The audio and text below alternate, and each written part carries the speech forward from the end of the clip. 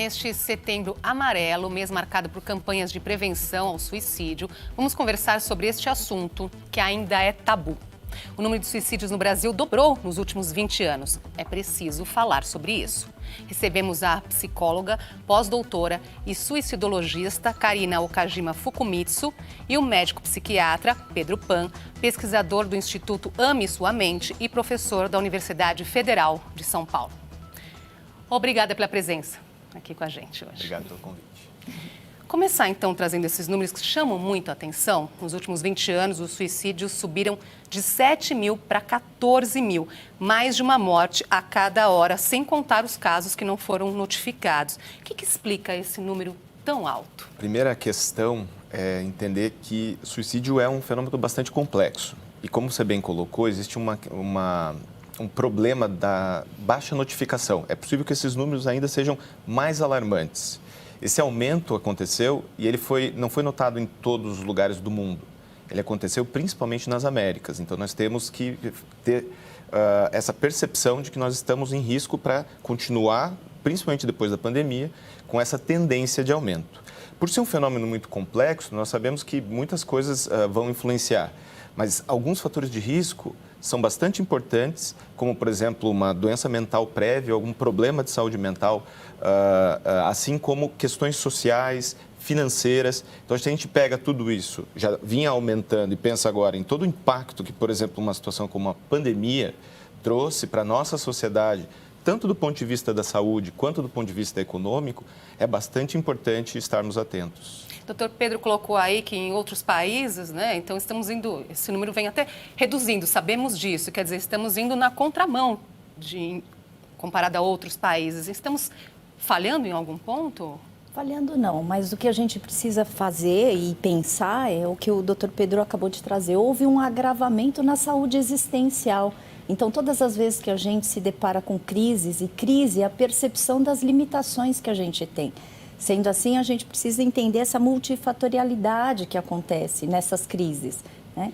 Restrição de situações que nos lança no desconhecimento faz com que a gente entre numa novidade incessante. E hoje em dia a gente tem uma dificuldade enorme de lidar com o desconhecimento, com as coisas que nos limitam, com as restrições. Então, houve, sim, um agravamento da saúde existencial. E falamos, né, da questão de olhar, esse cuidado com a saúde mental, muitas vezes quando o problema já existe. Isso. Então, o que isso significa? A importância de olhar e esse cuidado? Sim.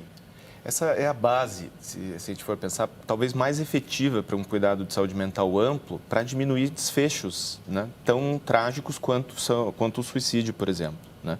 A gente sabe, por exemplo, que 75% dos transtornos mentais do adulto começam antes dos 24 anos.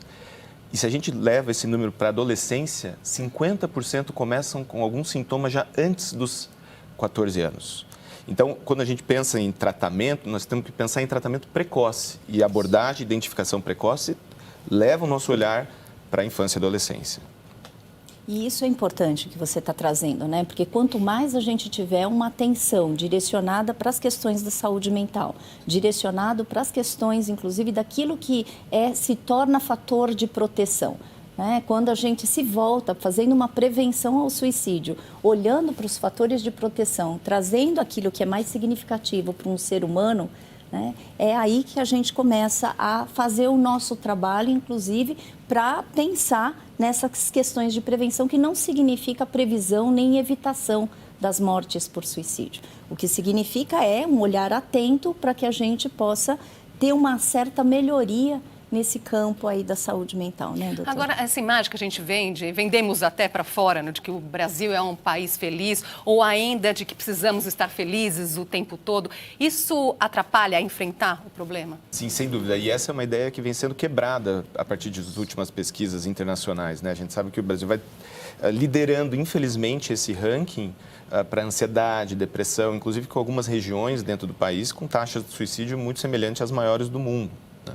Então, é sem dúvida um fator bastante importante lidar com aquilo que nós chamamos de estigma com relação à saúde mental, tanto no sentido de avaliar, identificar e buscar tratamento e ajuda para problemas de saúde mental, quanto também para o suicídio e para tentar evitar e prevenir. Agora, puxando um pouco esse gancho, eu acho que quando a gente fala para a população geral, é bastante importante também falar que promoção de saúde mental começa muito cedo, né, com desenvolvimento de habilidades socioemocionais. Então, que tem coisas que todos devemos e podemos fazer, né? A gente tem dito que a pandemia colocou a saúde mental na pauta, né? Ela entrou pela porta da frente das nossas casas.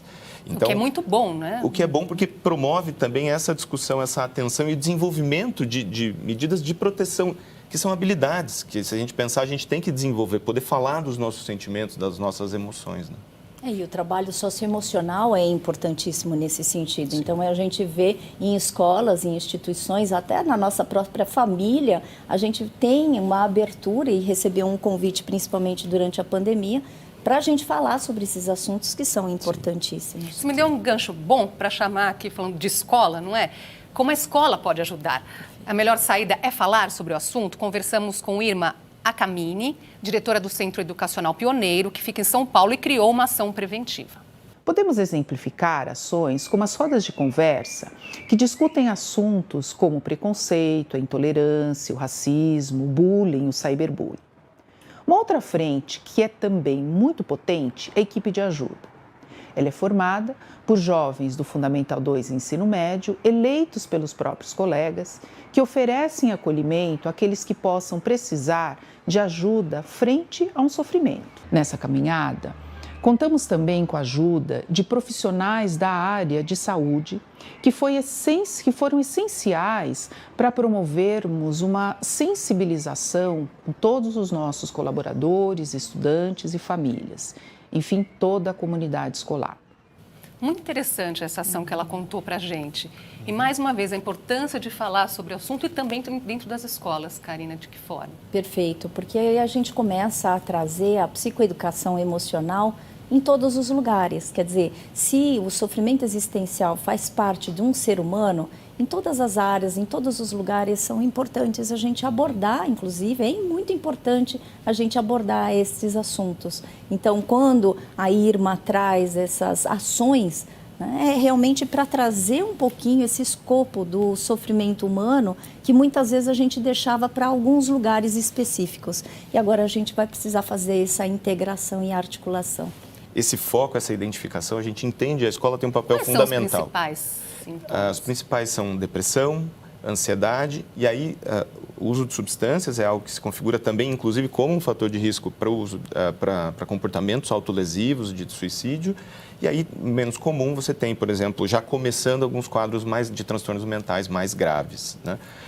Nesse momento, o que a gente foi entendendo, trabalhando dentro do Instituto Ame Sua Mente, é o papel do professor, um papel privilegiado nesse momento de identificar potencialmente alunos que precisam de ajuda e também por uma demanda dos próprios professores de terem ferramentas de como lidar com situações assim, né? Saem mais empoderados para lidar tanto com a saúde mental dos alunos quanto a sua própria, nesse momento que é bastante difícil e ele é muito demandado nessas questões. A sua própria porque não tem idade, né? Quer dizer, atinge todas as idades.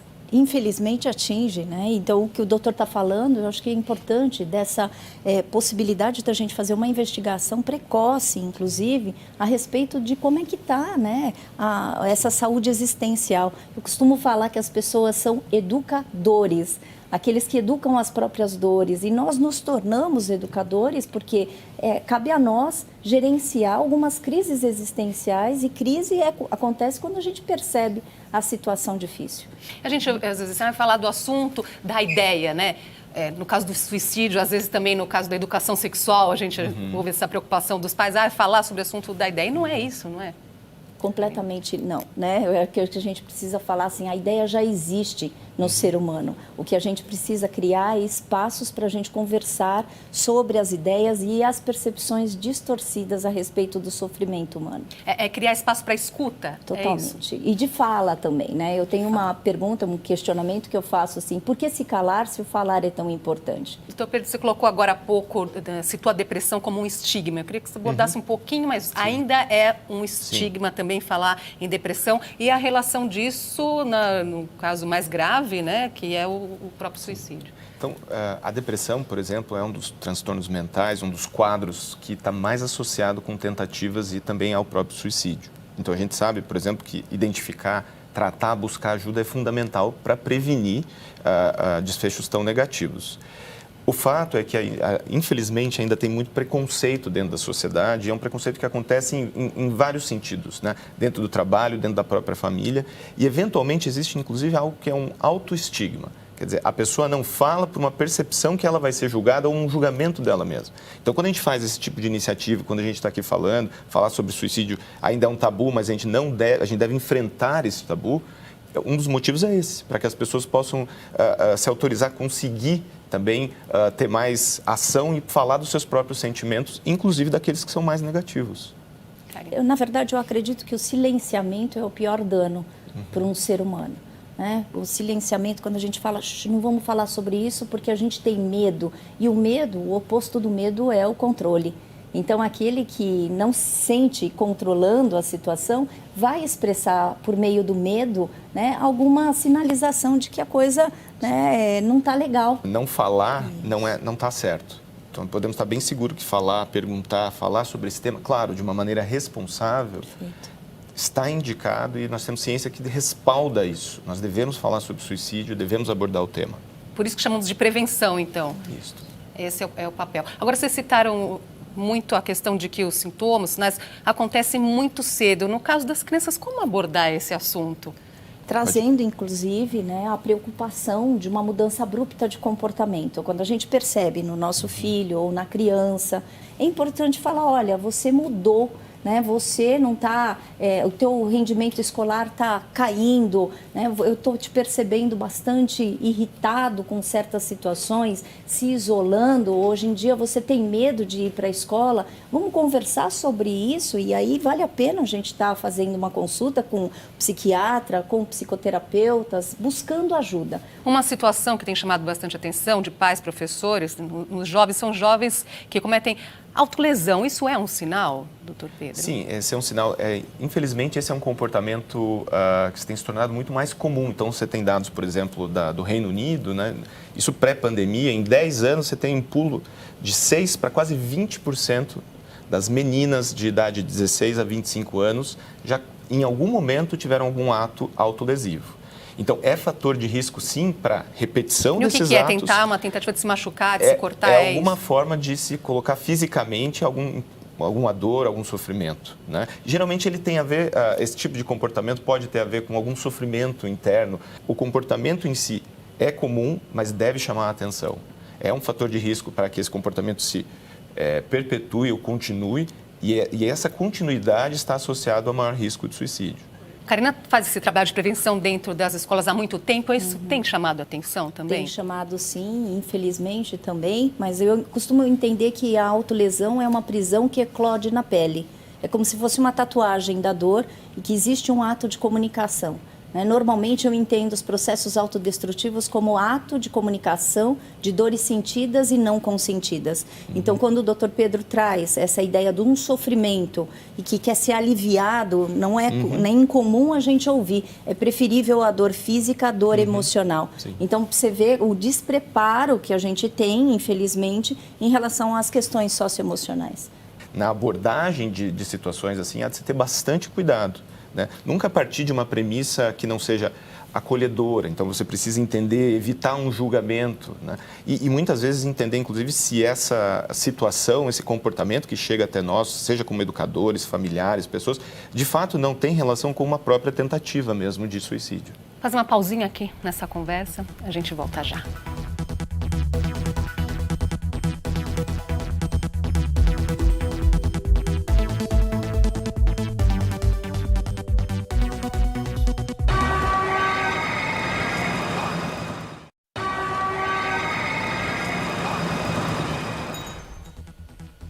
Voltamos a falar sobre prevenção ao suicídio com a psicóloga Karina Okajima Fukumitsu e com o médico psiquiatra Pedro Pan. Os jovens citam muito essa questão do bullying, do cyberbullying, né, que com as redes sociais também ganhou uma outra dimensão. Que alerta que pode ser feito nesse sentido? Eu acho que as redes sociais vieram de uma forma que não vão embora. né? E a gente sabe, por exemplo, que entre os jovens, principalmente, o uso de mídias sociais, ele acontece quase na universalidade, né? Quase todos os jovens usam para comunicação, muitas vezes usam para educação também, de estar lá ranqueado como um dos usos. Então, e vamos pensar no Covid, o quanto foi importante também ferramentas desse tipo para manter contato social. A gente sabe que isolamento social é um fator de risco para uma série de problemas de saúde mental, inclusive o próprio suicídio. Então, existe um outro lado dessa moeda, que é esse uso em que a violência, a ameaça, ao bullying, o cyberbullying. Então, nós precisamos cuidar desse aspecto, entendendo que lidar em um uso mais racional e saudável, evitando esses comportamentos mais agressivos, é um caminho. Porque o caminho de não usar mais as redes sociais, eu, pelo menos, não vejo como uma possibilidade. Elas estão aí, nós precisamos negociar aquilo que é um uso adequado, sem violência, assim como a gente negocia a sociabilidade dentro da escola, dentro do nosso ambiente de trabalho, né? Eu concordo completamente com você, porque assim é um caminho sem volta, né?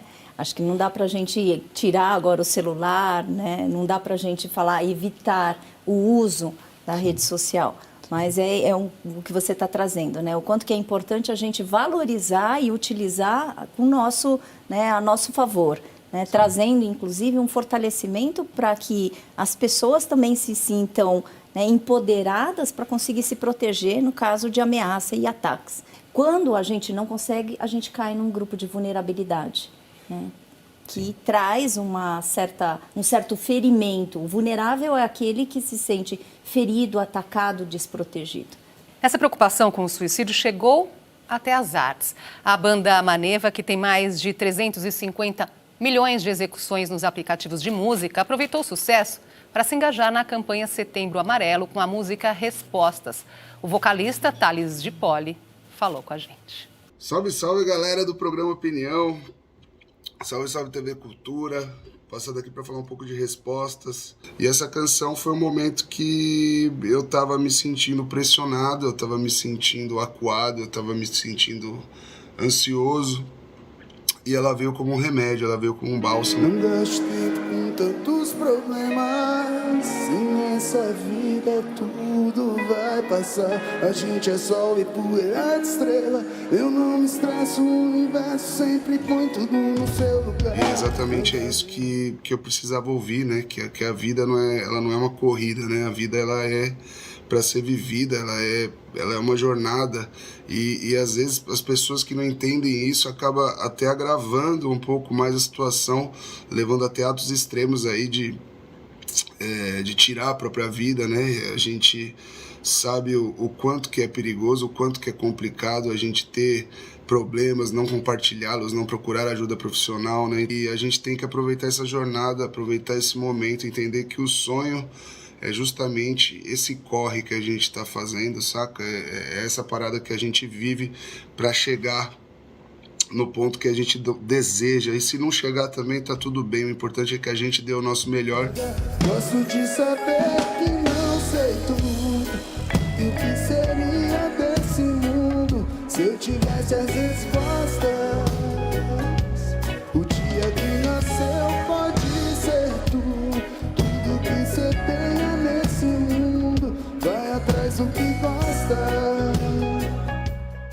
Agradeceu o Thales essa participação. É muito legal o engajamento de outros grupos, não é? Porque aí você tem uma outra linguagem e isso facilita a comunicação. E esse é um dos grandes objetivos de grandes campanhas de conscientização, por exemplo, como o Setembro Amarelo.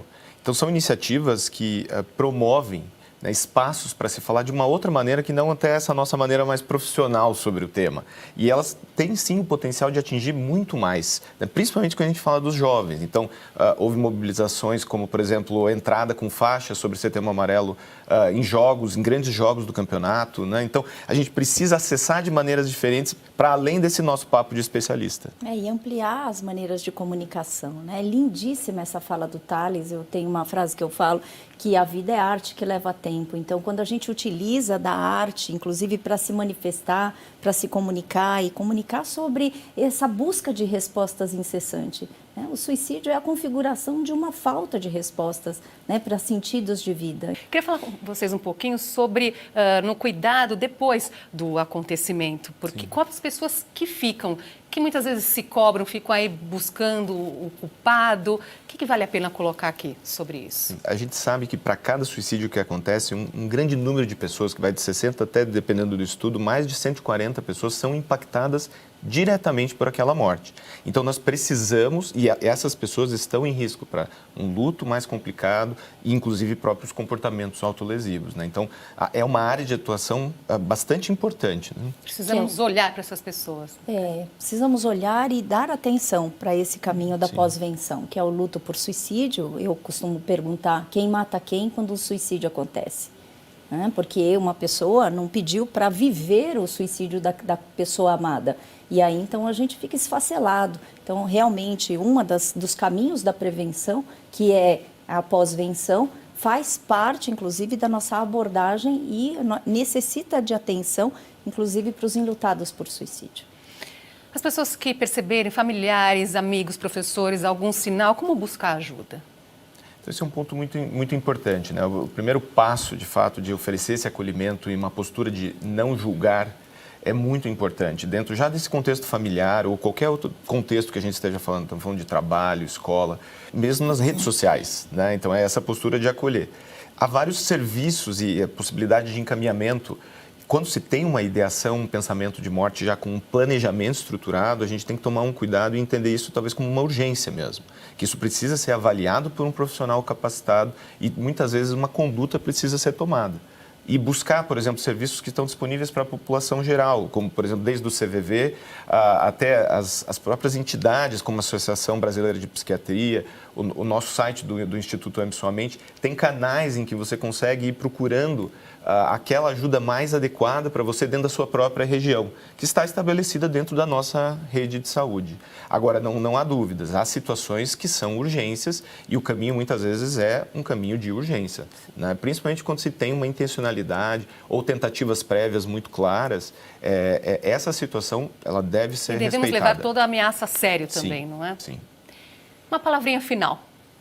Uma palavrinha final é que a gente possa olhar para essas questões do sofrimento e cada vez mais a gente possa fazer o acolhimento e se aproximar, né? Acreditando que quem está longe julga e quem está perto compreende. A gente realmente precisa se aproximar das pessoas, do ser humano. Eu vou em cima da fala do Tales, assim, achei bem interessante. Um dos pontos que é marcado dentro das pessoas que tentam ou que conseguem, né, o suicídio é essa sensação de falta de saída, de estar encurralado, de não ter perspectiva. E ele traz na resposta lá da música muito essa perspectiva de, puxa, olha como uma passagem, né? Sempre tem saída, né? Qual é a nossa posição de fato aqui, né?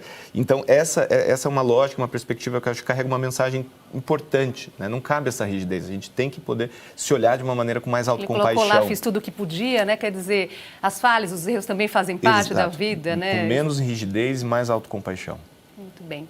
Doutor Pedro, Karina, obrigada por essa conversa aqui hoje. Obrigado. Até uma próxima oportunidade.